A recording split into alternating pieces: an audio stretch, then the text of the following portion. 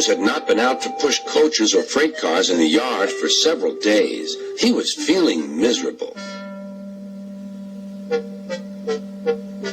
Oh, dear. I wonder how long I shall have to stay in the shed. Will anyone ever see my red coat again? Why did I go so fast that I made a hole in one of my coaches that had to be mended with, of all things, a passenger's bootlace? At last, Sir Topham Hatt arrived. I know you are sorry, James, and I know, too, that you want to be a useful engine. People are laughing at my railway, and I do not like that at all. I will try hard to do my best, said James. That's a good engine. There's nothing like determination. I want you to pull some freight cars for me. James was delighted and puffed away.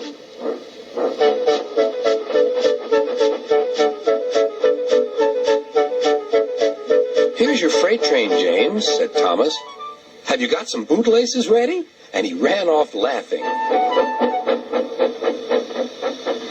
Oh, no, said the freight cars. We want a proper engine, not a red monster.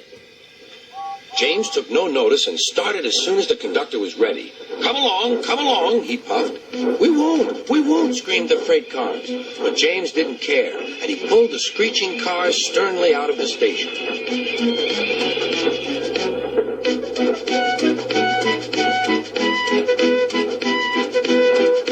The cars tried hard to make him give up, but he still kept on.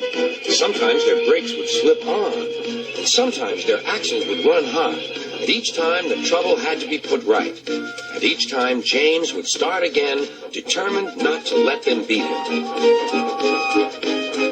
Give up, you can't pull us, you can't, called the cars. I can and I will, puffed James. And slowly but surely he pulled them along the line. At last they saw Gordon's Hill. Look out for trouble, James, warned his driver. We'll go fast and get them up before they know it. Don't let them stop you. So James went faster, and soon they were halfway up. I'm doing it, he panted. Will the top never come? Then, with a sudden jerk, it all came easier. I've done it. Hooray! It's easy now. But his driver shut off steam. They've done it again. We've left our tail behind. Look. The last cars were running backwards down the hill. The coupling had snapped. But the conductor stopped the cars and got out to warn approaching engines.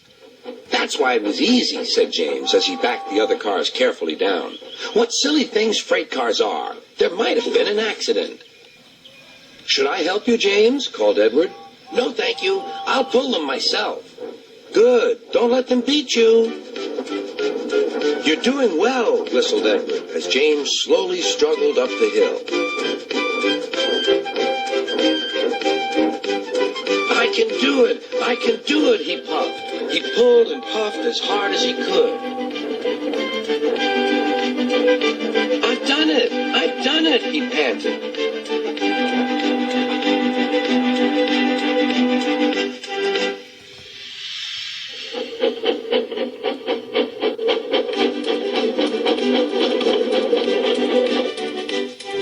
James was resting in the yard when Edward pulled up. Beep, beep, he whistled. Then James saw Sir Topham Hatt. Oh, dear, what will he say? He asked himself. But Sir Topham Hatt was smiling. I was in Edward's train, and I saw everything. You've made the most troublesome train on the line behave.